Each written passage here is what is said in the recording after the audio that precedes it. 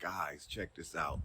Aside to the fact of all the wild, crazy stuff that's going on social media, the Diddy trials, all these people getting pardons, and all the crazy stuff that's going on around the world, do y'all notice something that a lot of people let slip past them? A lot of guys are no longer dating. I have never seen a time where so many men are so proud to say that they're single. They have their own place, they have their own cars, they got good jobs, they're not being judged. They don't have to worry about if something goes wrong, they're getting exposed all over the internet. Do you know the dating scene, not only here in Texas, but everywhere? Guys are just enjoying their lives of being stress free without all of the headaches. Do you know every time someone starts to date somebody, whether that person has a name for them or the other person has a name for themselves, do you know every time an argument occurs within their household, they get exposed? It's all over the internet. And a lot of guys have experienced it and they're tired of it. So a lot of these men now, they don't care no more about no baddie because a baddie ain't paying no bills. The looks ain't bringing nothing to the table. A lot of these guys would rather just be single and do their little thing on the side and send their little tails on home. There is a shift happening that most people refuse to acknowledge out loud, not because they cannot see it, but because admitting it would force them to confront uncomfortable truths about choices, consequences, and power. What we are witnessing right now is not a temporary trend, not a phase, and not a momentary backlash. It is a long term realignment between men and women. And once you understand what is actually unfolding beneath the surface, you will never look at modern relationships, society, or economics the same way again. This is not about anger or revenge, it is about pattern recognition. And by the end of this video, the picture becomes impossible to unsee. Before we get into it, if you appreciate direct conversations like this that cut through the noise, make sure you like the video, share it with someone who needs to hear it, subscribe to the channel, and click the notification bell and select all so you get every single Angry Guy video the moment we release it. It helps the channel more than you know. Also, if you want to learn how to protect and safeguard your assets and grow your wealth in unstable times, make sure you check out Angry's Crypto Academy. The Academy teaches you how to buy, sell, and trade crypto responsibly, how to think long term, and how to position yourself ahead of economic shifts instead of reacting to them. The link is in the description, so go check it out now.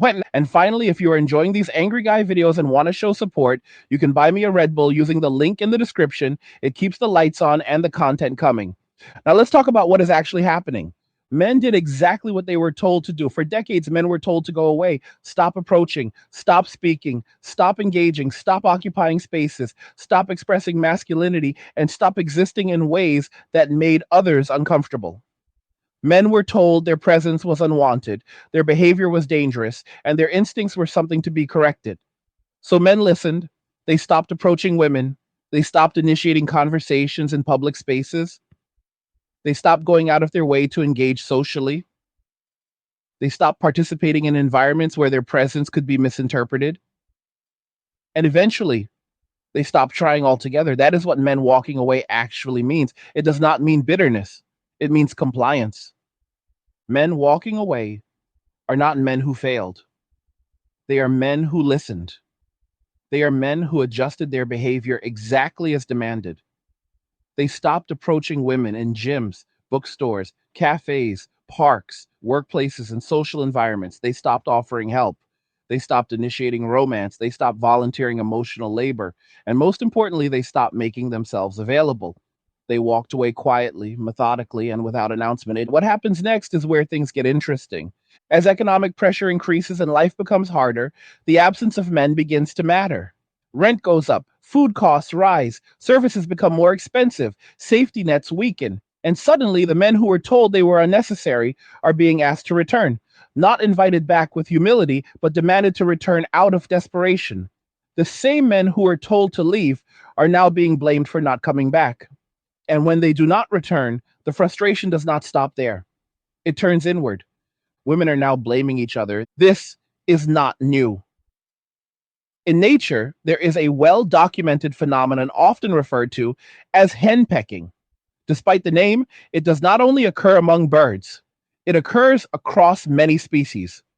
When males are absent or scarce, competition among females intensifies. Social cooperation breaks down. Hierarchies become unstable. Conflict increases. The behavior is not ideological, it is biological. When a stabilizing element is removed, pressure does not disappear, it redirects. In human terms, what that looks like is women competing aggressively for a shrinking pool of available men. It looks like blame shifting. It looks like internal conflict. It looks like friendships fracturing under stress. It looks like public shaming, private resentment, and social breakdown. And this is already happening in real time. Here's the uncomfortable part that most people avoid saying. While most young men today are single, most young women are not. That sounds contradictory until you understand the structure underneath it.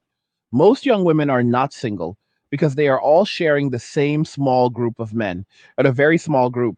That group is shrinking, not growing, and the consequences of that imbalance are only just beginning to surface.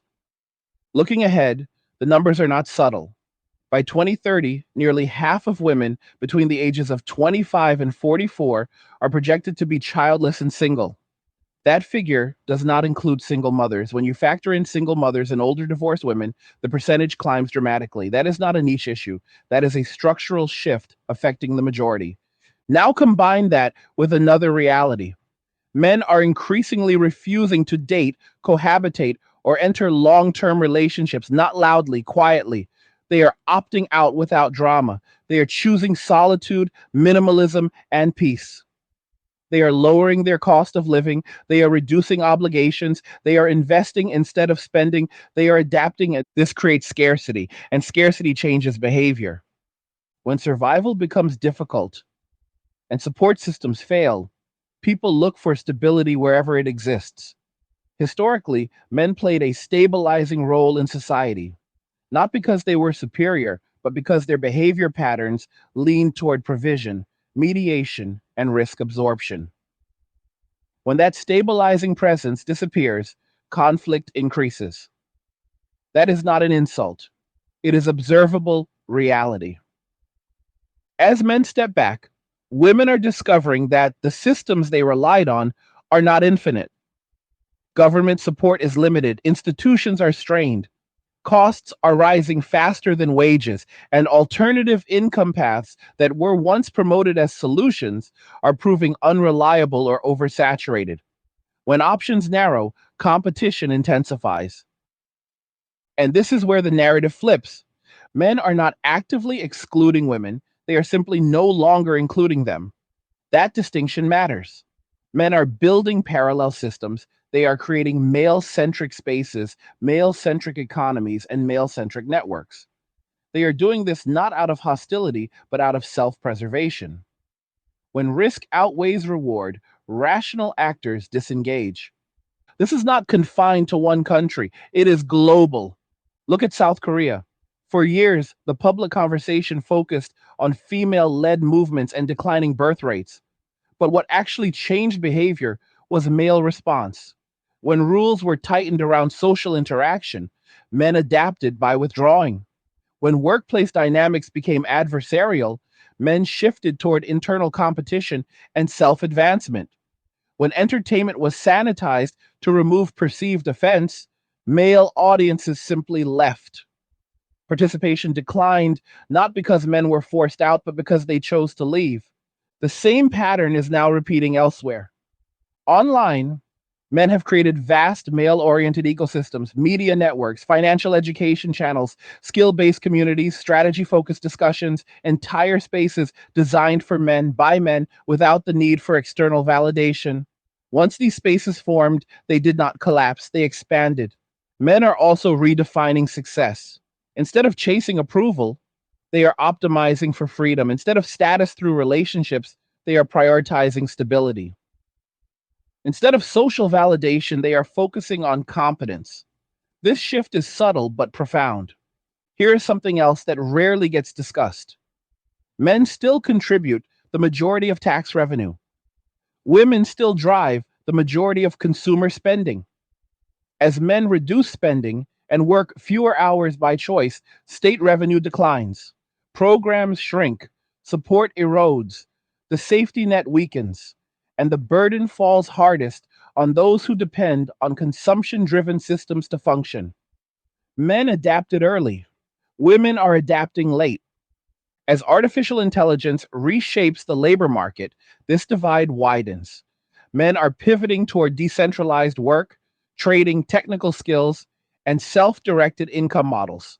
Women who are encouraged to specialize in consumption oriented and socially dependent roles are finding fewer entry points into these new systems. Access matters, timing matters, and preparation matters.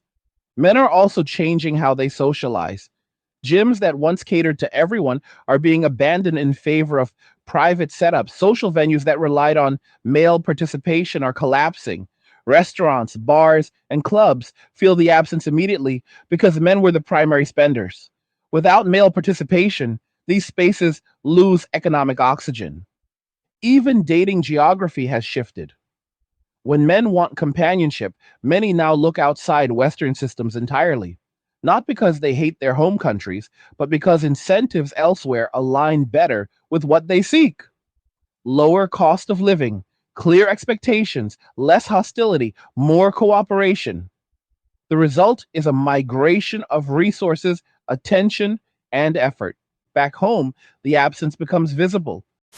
Hey guys, in a world pushing you to own nothing and be happy, crypto is your key to survival. Join Angry's Crypto Academy to master buying, selling, and trading crypto. Make huge profits and safeguard your wealth. Plus, discover the one crypto virtually no one is talking about, poised to create new millionaires in the upcoming bull run. The link is in the description of the video below. Go check it out now. Women are beginning to experience what life looks like without male buffering, without mediation, without provision, without quiet support. And instead of uniting, pressure causes fragmentation. Blame turns sideways. Resentment replaces solidarity. Competition replaces cooperation. This is not about punishment, it is about cause and effect.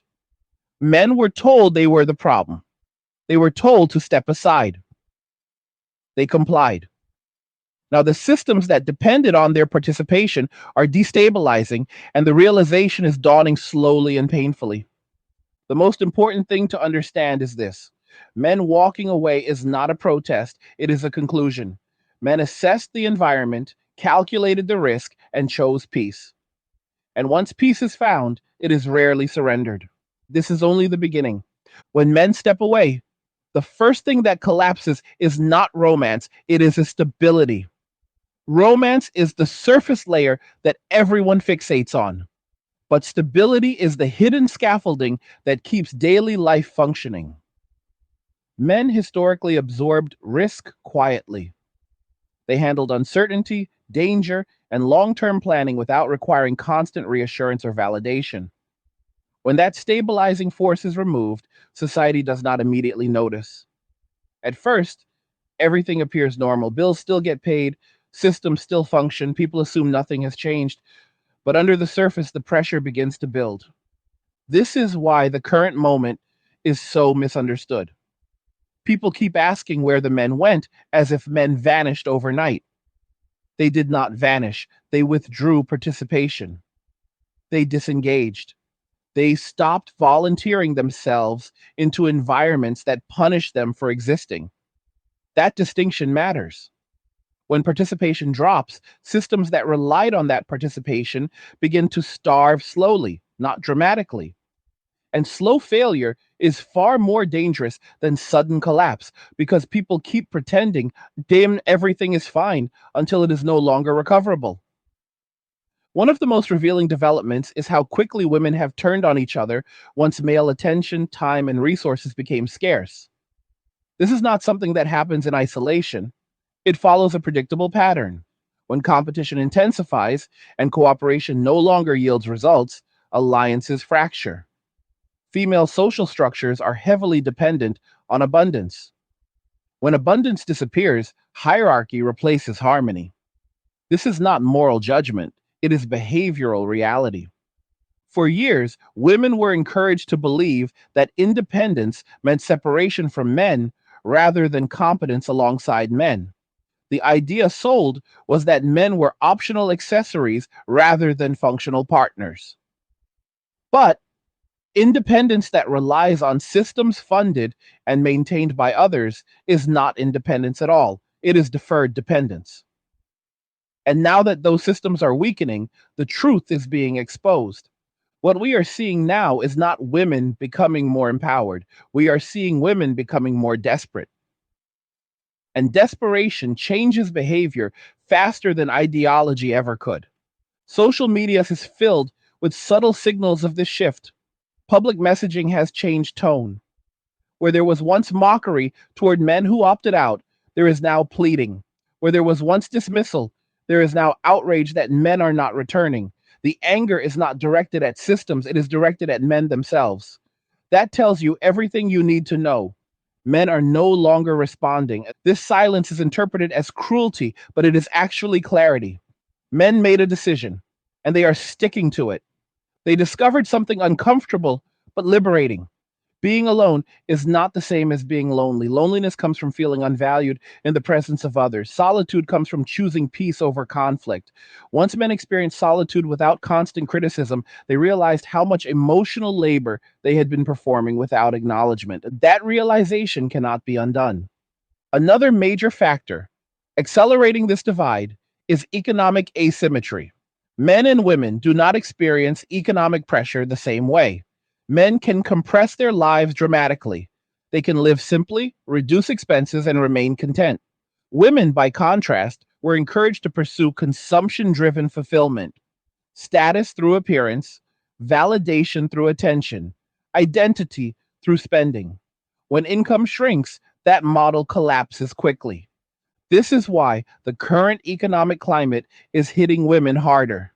Not because women are incapable, but because they were conditioned toward dependency on abundance.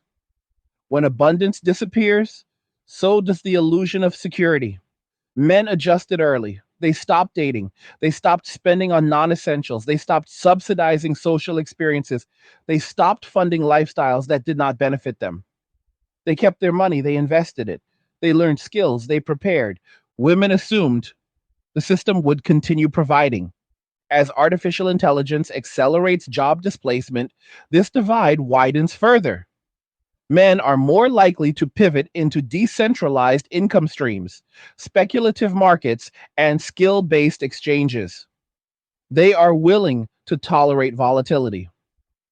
Women who are guided toward stability through institutions are finding those institutions shrinking. This creates panic.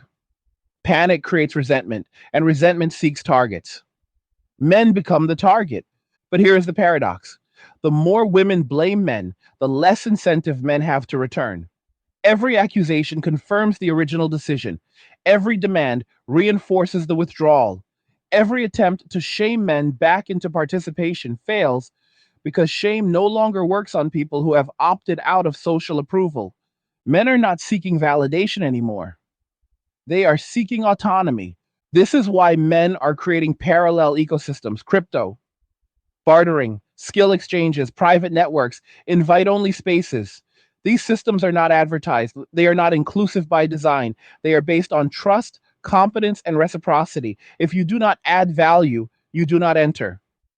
That rule applies equally to everyone, but women are discovering they have been excluded by default because they were never encouraged to build value in these domains. The response to this exclusion is not self reflection, it is outrage. Women claim they are being locked out, but men did not lock the door. They built a new house somewhere else.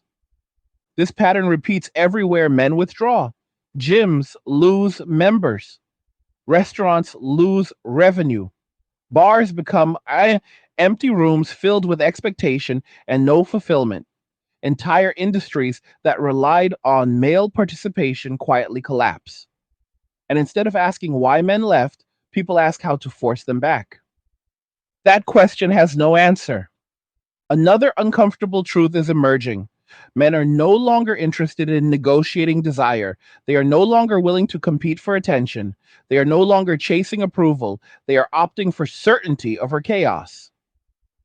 When men want companionship, they increasingly choose environments where expectations are clear and reciprocal, where femininity is not framed as antagonistic, where cooperation is valued over conflict. This is not about geography, it is about alignment. Back home, the absence of men has secondary effects that are only now becoming visible. Safety decreases, infrastructure maintenance declines, informal support networks vanish.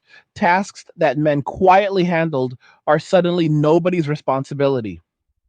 When something breaks, there is no one to call who will help without compensation. When assistance is offered, it is transactional and expensive. This shift shocks people because it contradicts the narrative that men were replaceable. They were not replaced, they were removed. And once removed, the cost of their absence becomes obvious. Women are now facing a future where competition is not optional, where youth is not infinite, where attention is not guaranteed, and where survival increasingly depends on access to male created systems. That is a reality that many were never prepared for. This is why female solidarity is breaking down. Solidarity thrives under abundance. Scarcity reveals priorities. When resources shrink, alliances fracture. What remains is self interest, and self interest is ruthless when survival is at stake. Men are watching this unfold from a distance, not with joy, with detachment. Detachment is misunderstood as indifference, but it is actually resolution. Men have resolved that engagement carries too much risk for too little reward. They are done trying to fix systems that punish them for participating. They are done explaining themselves. They are done defending their existence. They are living quietly, comfortably, simply. And that is what makes the shift irreversible. Men did not walk away into chaos, they walked away into peace.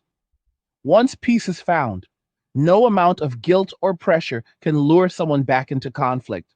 One of the biggest mistakes people make when trying to understand what is happening right now is assuming this is temporary.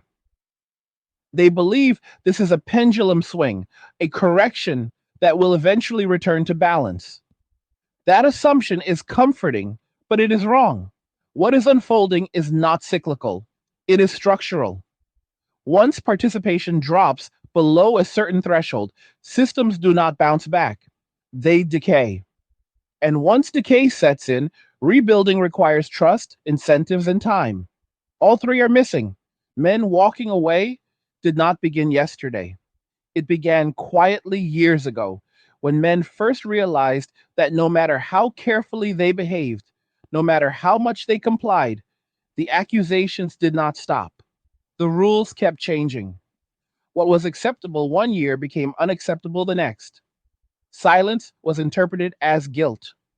Boundaries were interpreted as hostility. Neutrality was interpreted as aggression. Eventually, men recognized the pattern. There was no finish line. There was no version of compliance that led to peace. So they stopped playing.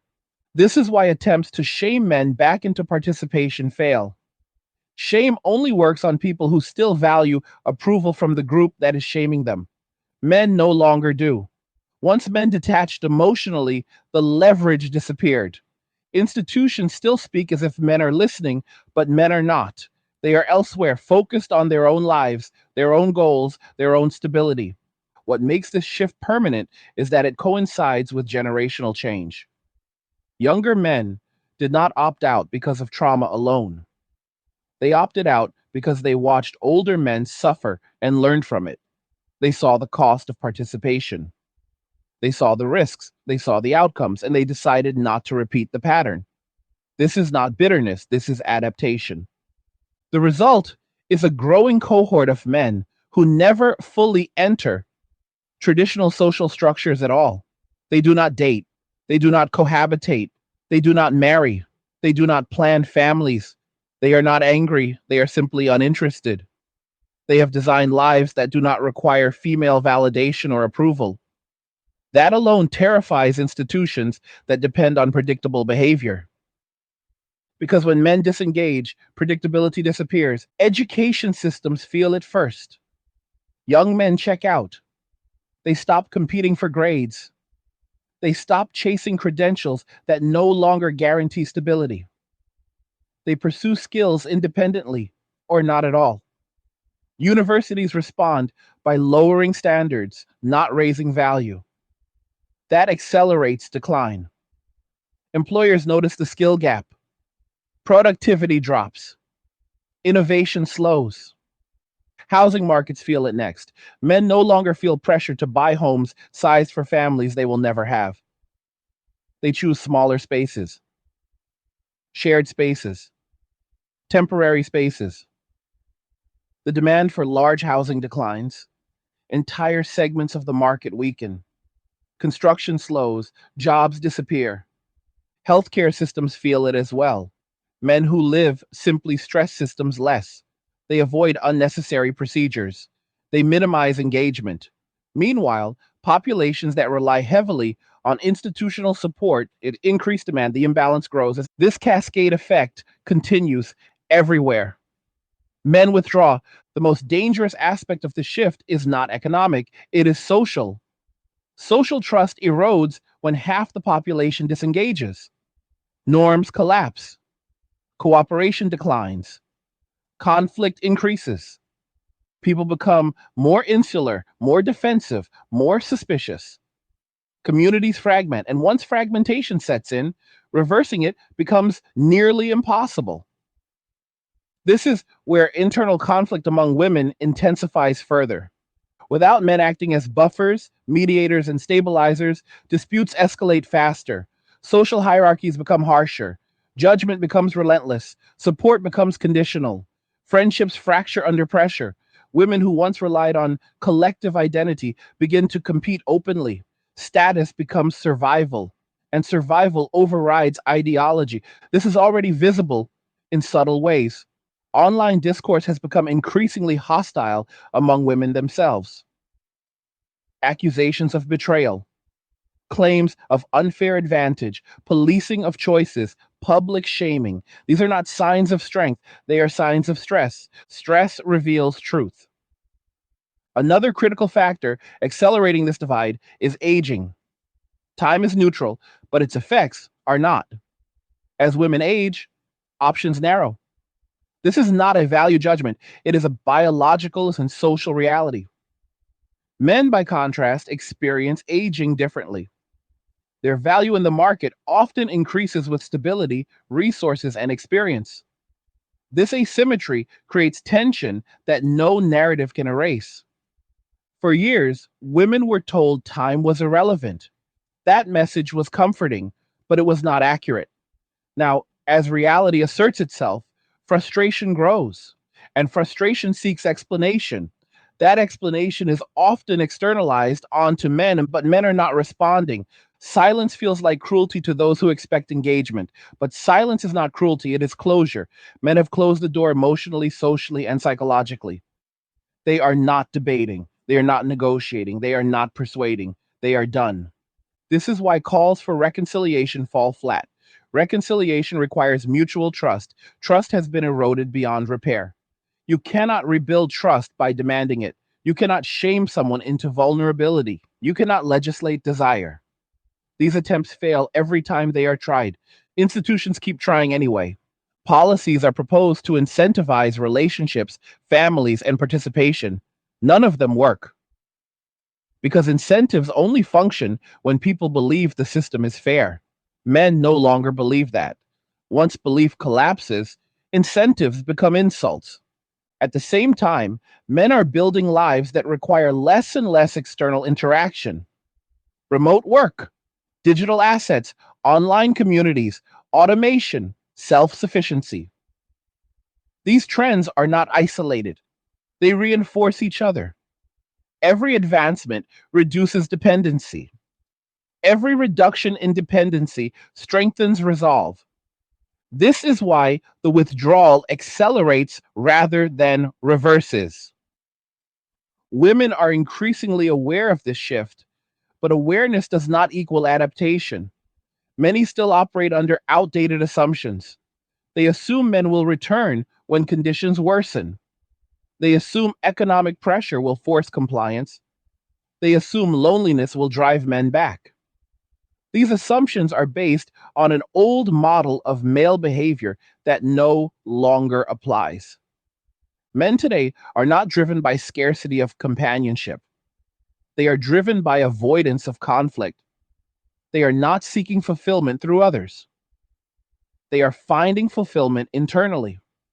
That is a fundamental change. When men want interaction, they control the terms. When they do not, they disengage completely. There is no middle ground.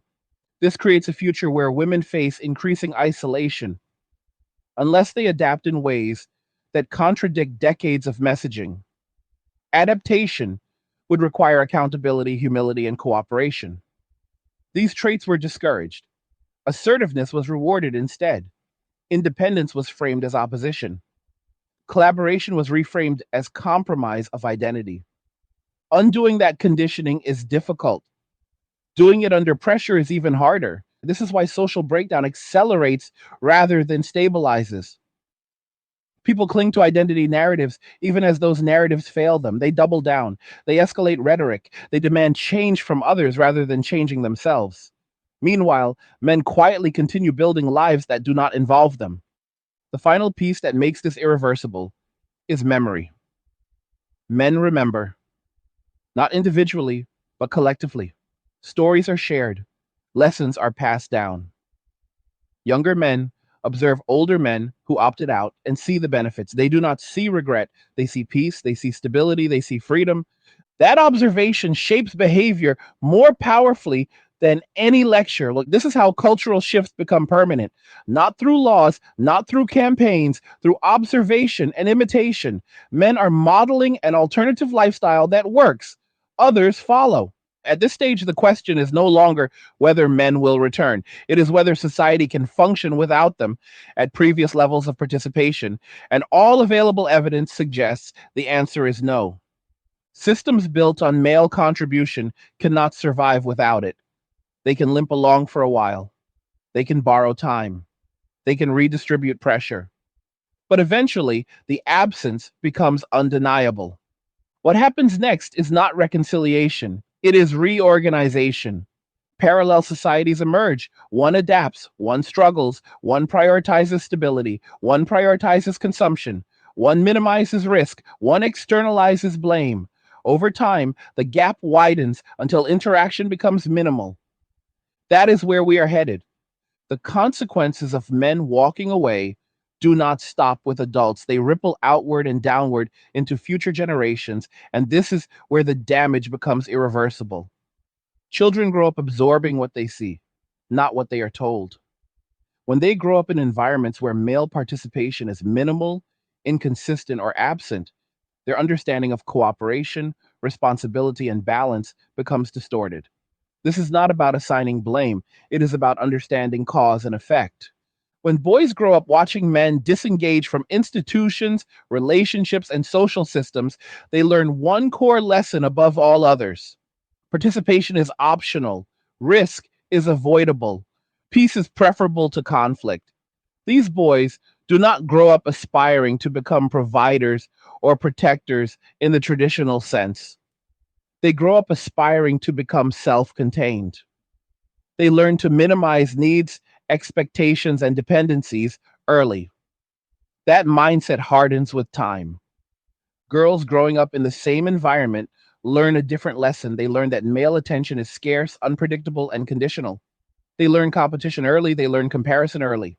They learn that cooperation among peers is fragile under pressure. This shapes their social strategies in ways that are not conducive to long term stability. When these children reach adulthood, the cycle accelerates. Boys opt out earlier, girls experience scarcity earlier. The window for healthy pairing narrows faster, and institutions that depend on predictable family formation lose relevance. This is why policy interventions aimed at encouraging relationships and family creation fail. They treat symptoms, not causes. They assume people still want the same outcomes they wanted decades ago. They assume incentives can override experience. They assume messaging can override observation. None of those assumptions hold anymore. Men have already learned the lesson the system did not intend to teach them. That disengagement reduces risk. That peace comes from simplicity. That autonomy beats approval. That lesson spreads quietly and efficiently. The result is a generation of men who do not see participation as virtuous by default. They see it as conditional, and the conditions are rarely met. This also explains why institutional authority is weakening. Authority relies on legitimacy. Legitimacy relies on trust. Trust relies on fairness and consistency. When men watched rules change constantly, standards applied unevenly, and outcomes worsen despite compliance, trust collapsed. Once trust collapses, authority becomes noise. Institutions still speak loudly, but fewer people listen. And another overlooked consequence is the collapse of informal mentorship. Men traditionally mentored younger men in trades, skills, and life navigation. That mentorship occurred organically in shared spaces, workplaces, social clubs, community centers. When men withdraw from these spaces, mentorship disappears. Skills are not passed down. Knowledge gaps widen. Competence declines. This decline affects everyone, not just men. Infrastructure maintenance suffers. Skilled labor shortages grow. Quality decreases. Costs increase. When something breaks, it takes longer to fix. When it does get fixed, it costs more. This is not hypothetical. It is already happening in many regions. Or women experience this decline acutely because they were often shielded from these responsibilities. When shielding disappears, reality becomes harsher. Tasks that were once invisible become unavoidable. And the learning curve is steep. This creates resentment, not toward systems, but toward individuals, toward men who are no longer present to absorb the burden. But again, men are not responding.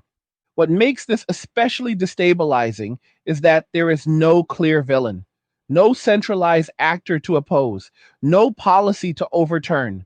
Men did not revolt. They did not organize protests. They did not issue demands. They simply disengaged. That makes opposition impossible. You cannot fight someone who is not there. This absence creates anxiety. Anxiety drives reactionary behavior. Reactionary behavior worsens conditions. The spiral continues. Another area where the consequences are becoming visible is safety. Not in dramatic ways, but in subtle erosion. Informal vigilance declines. Neighborhood accountability weakens. Social deterrents disappear. The sense that someone is watching out quietly fades. Safety is not just enforcement, it is presence. And presence has declined. This decline also affects women's mobility. Spaces that once felt neutral begin to feel hostile, not because men are there, but because men are not. Ironically, the absence of men creates the very insecurity that women were told male presence caused. This contradiction is difficult to process, so it is often ignored.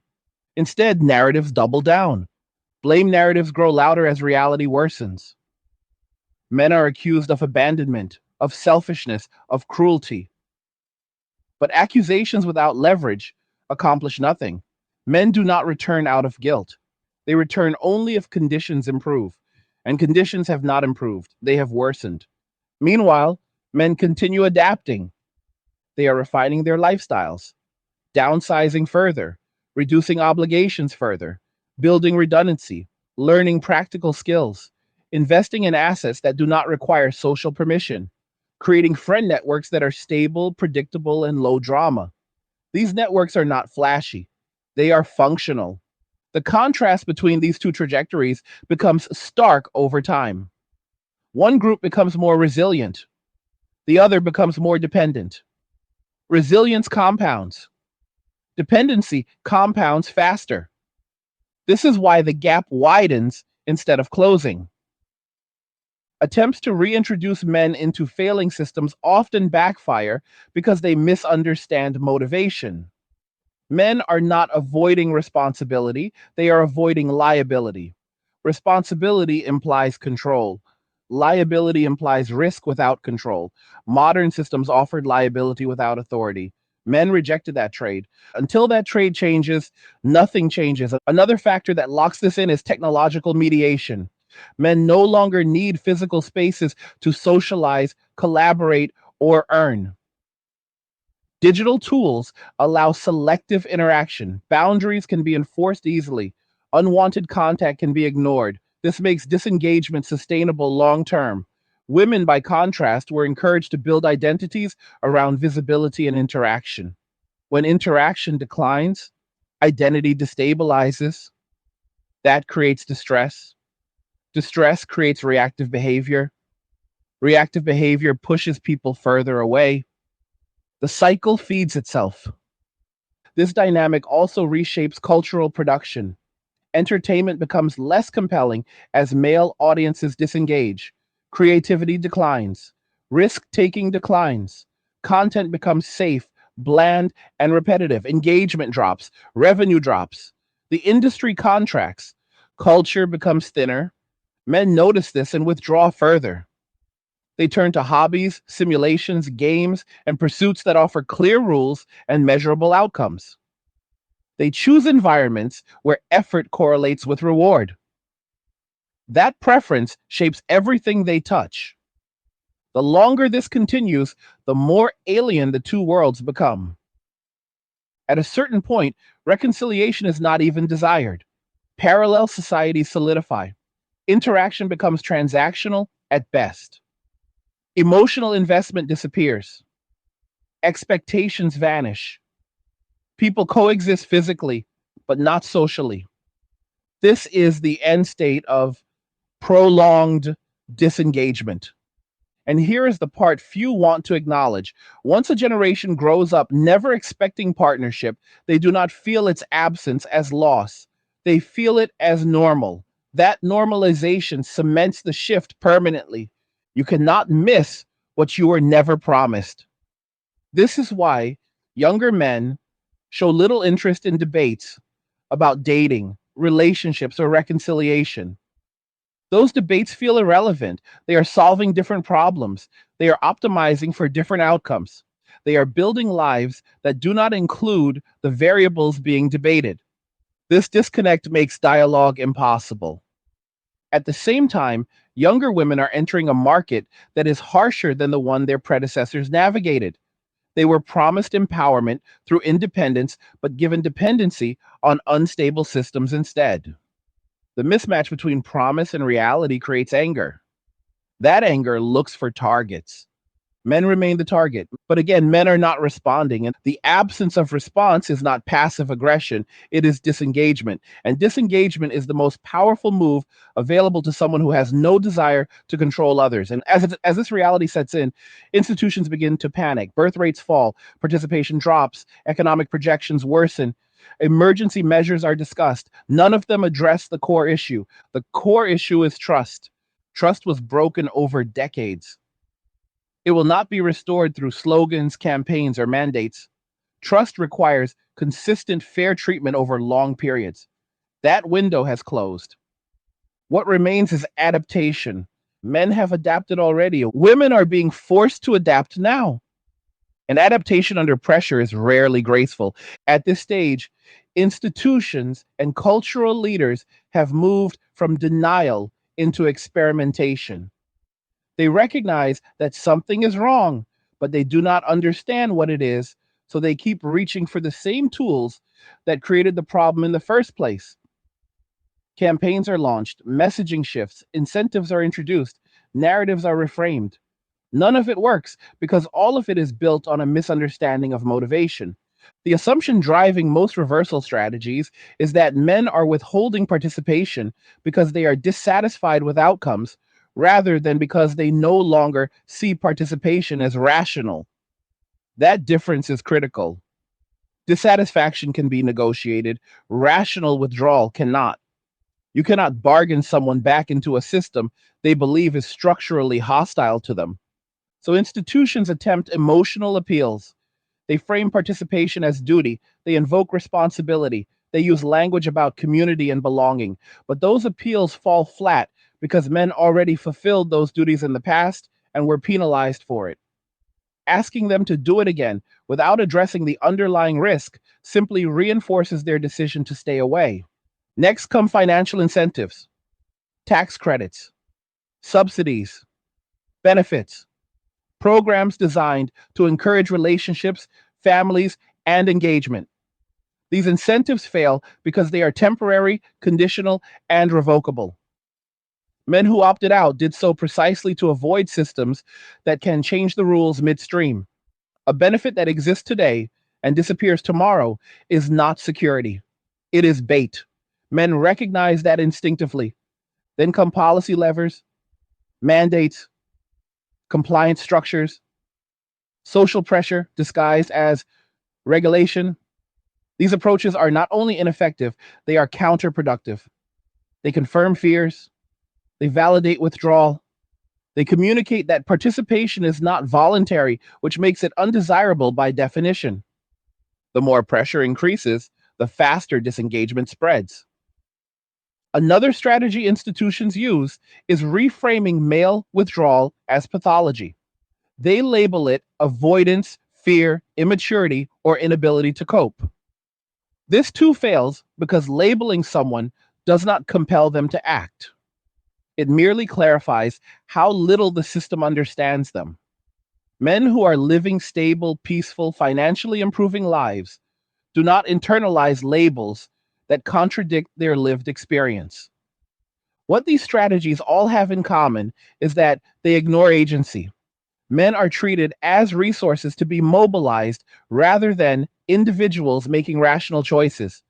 That approach may have worked when men believed participation was expected and rewarded. It does not work when participation feels optional and costly. The deeper problem is that institutions are trying to restore outcomes without restoring conditions. They want men to behave as if trust still exists. It does not. Trust cannot be legislated. It cannot be marketed. It cannot be coerced. It must be earned slowly, consistently, and visibly. That process would require admitting past errors, correcting structural imbalances, and demonstrating fairness over time. No institution has shown willingness to do that. So instead, they escalate messaging. They amplify urgency. They frame withdrawal as a crisis. They warn of consequences. But warnings only matter to those who believe the system represents their interests. Men do not believe that anymore. This is why reversal efforts keep failing across different cultures, systems, and economies. The surface details change, the underlying dynamics do not. Another major miscalculation is the belief that loneliness will drive men back. This assumption is rooted in an outdated understanding of male psychology. It assumes men experience solitude as distress. Many do not, especially men who have learned to structure their lives around autonomy, routine, and purpose. Loneliness arises when expectations are unmet. Men who no longer expect relational fulfillment do not feel deprived by its absence. Solitude, when chosen, becomes strength.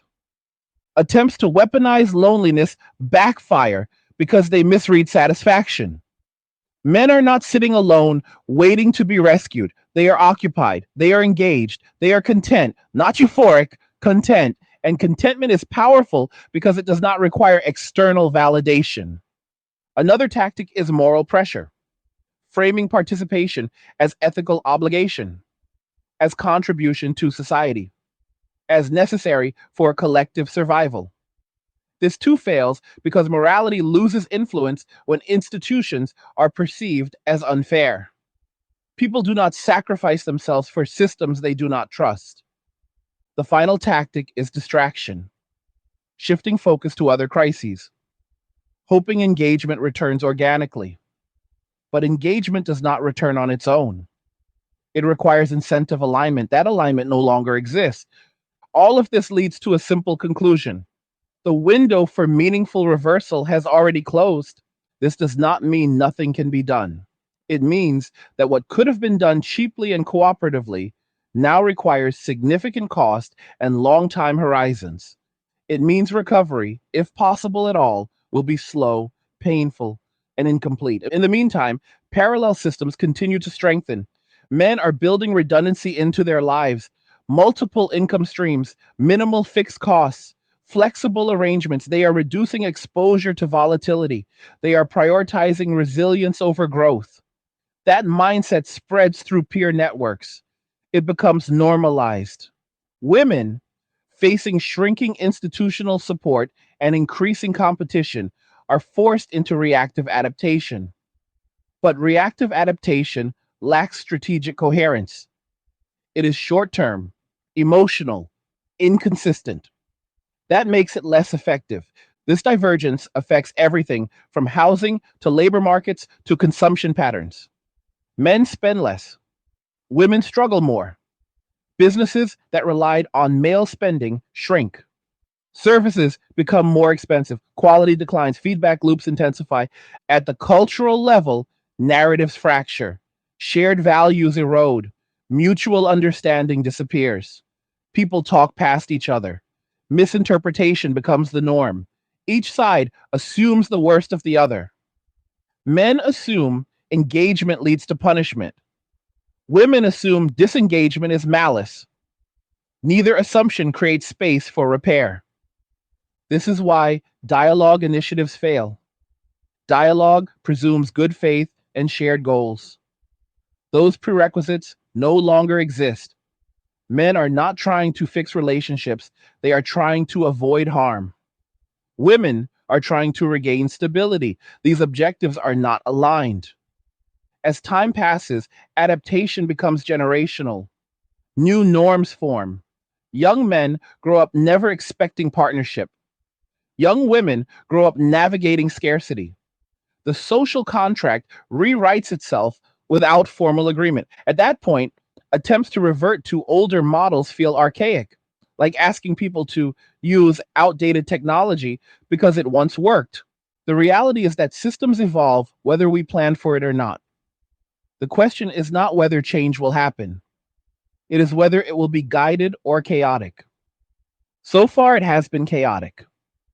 The most sobering realization for institutions is that men walking away does not create immediate collapse. It creates slow decline.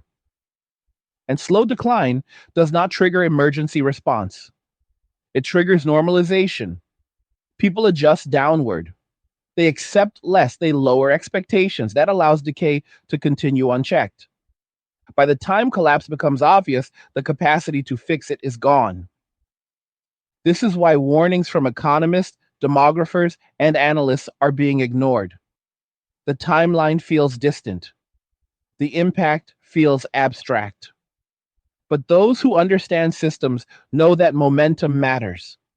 Once momentum shifts, reversing direction requires disproportionate force. That force is not being applied. Men, meanwhile, continue to refine their disengagement. They learn what works, they share strategies, they optimize, they remove friction, they simplify further.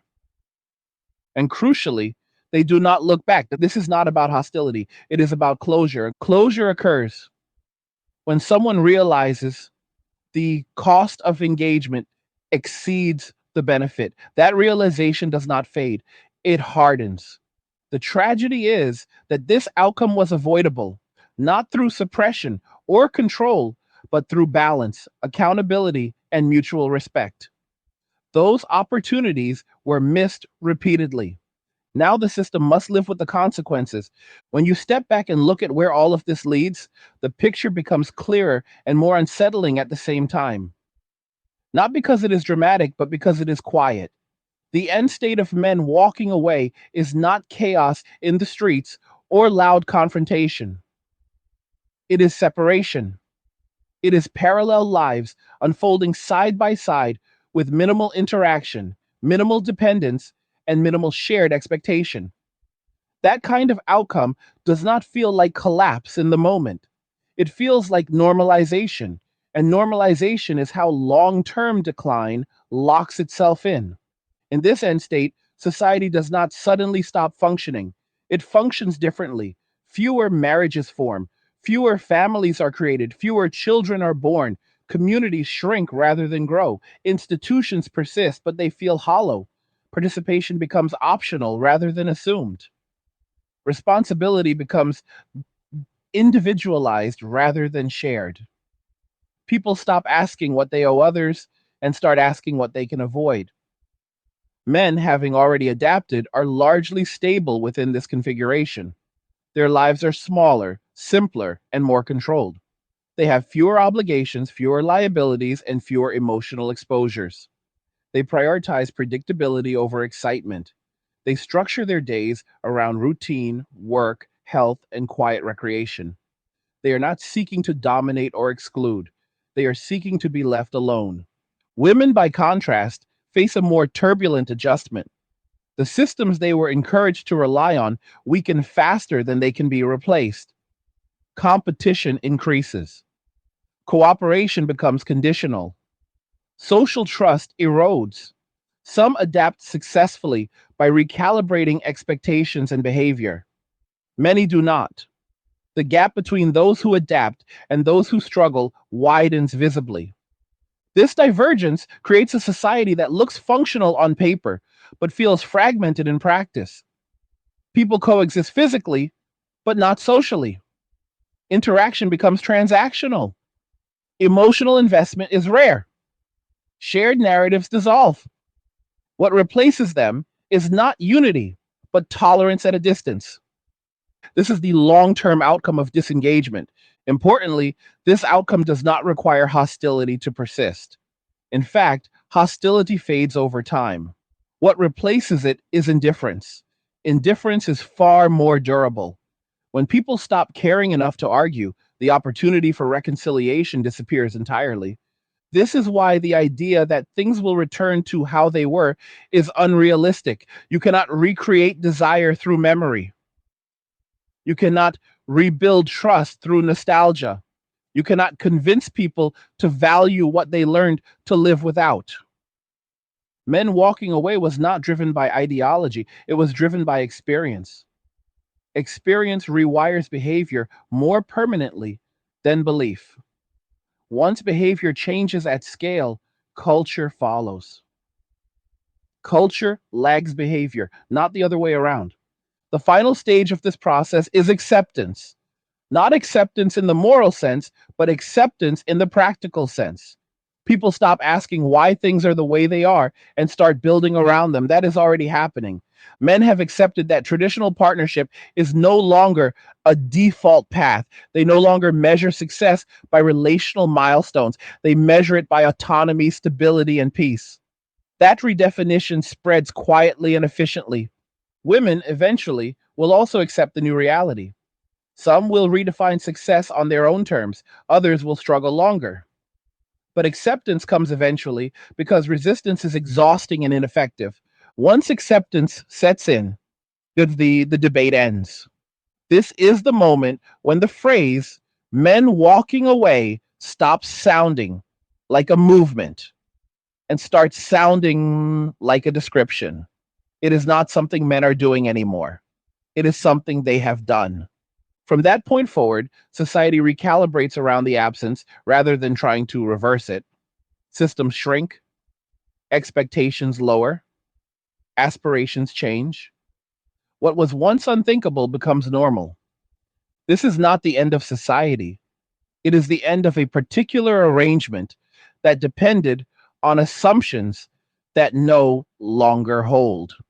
The most striking aspect of this outcome is that it did not require coordination. No leader declared it. No organization planned it. No manifesto outlined it. It emerged organically from millions of individual decisions made quietly over time. That is why it is so difficult to counter. There is no single cause to address. There is no single lever to pull. Men did not unite to walk away. They simply stopped stepping forward. That subtlety matters. And the lesson here is not about gender alone, it is about incentives, trust, and adaptation. When incentives misalign for long enough, behavior changes. When trust erodes deeply enough, withdrawal becomes rational. When adaptation proves successful, it spreads. The uncomfortable truth is that many warnings were given along the way. They were dismissed as exaggeration, bitterness, or fear. They were ignored because acknowledging them would have required course correction. Course correction is difficult when momentum favors the status quo. Now the momentum has shifted. What comes next is not a dramatic turning point, but a long settling period, a recalibration of expectations, a redefinition of normal. People born into this new arrangement will not experience it as loss. They will experience it as baseline. That is what makes it permanent. There will still be relationships, there will still be families, there will still be cooperation, but they will be fewer, more deliberate, and more selective. Participation will be earned, not assumed. Trust will be rare and highly valued. Boundaries will be firm. Men who choose to engage will do so cautiously and on their own terms. Many will not engage at all. That choice will not feel radical to them. It will feel obvious. The broader culture will eventually adjust its language to reflect this reality. Expectations will be lowered. Narratives will soften. Blame will give way to resignation. But by then, the opportunity for meaningful reconnection will have passed. This is why the present moment matters. Not because it can still be reversed easily, but because understanding it prevents confusion later. People struggle most when reality contradicts expectation. Clarity reduces suffering, even when outcomes are unfavorable. Understanding what is happening allows individuals to make informed decisions rather than reactive ones. For men, that means recognizing that walking away is not about anger or punishment. It is about choosing a life that aligns with observed reality. For women, it means recognizing that the world being entered is not the one that was promised, and adaptation requires honesty rather than resentment. For society, it means acknowledging that participation cannot be demanded, only earned. There is no villain in this story. There are choices and consequences unfolding over time. Pretending otherwise only delays adjustment. The final truth is simple. Men were told to go away. They listened. They found peace. And they are not coming back. What happens next is not about convincing them to return. It is about learning how to live in the world that emerges as a result. Now, I want to hear from you. What do you think about everything that was discussed in this video? Do you agree with this assessment, or do you see a different outcome unfolding? Leave a comment below and share your thoughts. Like the video if you like it. Don't forget to subscribe. And if you like the video, share the video. And just remember that all roads lead to MWA, men walking away, and cheers. Nothing says you care like crypto. Nothing can compare. Nothing says you care like crypto. Oh, nothing can compare to crypto.